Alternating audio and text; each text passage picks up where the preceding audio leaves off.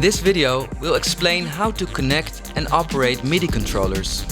Using a MIDI controller allows you to input MIDI data in a physical way. For example, by playing a piano keyboard, hitting a pad, or turning a knob. This way you can create music and control your DAW hands-on, which is quite different from drawing MIDI. Firstly, connect the MIDI controller to your computer. Most controllers use a USB connection to send and receive MIDI data. In most cases, Logic will automatically detect the MIDI controller. To double check this, go to Control Surfaces, Setup.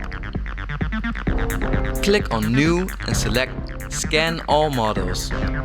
If your MIDI controller is not automatically recognized, you can select your MIDI controller from the list that appears. Now that your controller is set up, you can start recording MIDI. Choose a MIDI instrument and insert it on a software instrument track. Choose a software instrument and insert it on a software instrument track. Make sure this track is selected by clicking on it. Logic will now send the incoming MIDI notes to this track. Press a key on your MIDI controller and you should hear the software instrument play. Before you start recording, it's good practice to activate the metronome. This will help you to stay in time. Also, enable the pre-roll, which will give you a count-in of 1 bar before the recording starts.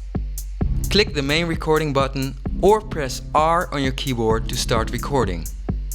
Finally, if you don't have a MIDI controller, you can also use your typing keyboard to play MIDI notes.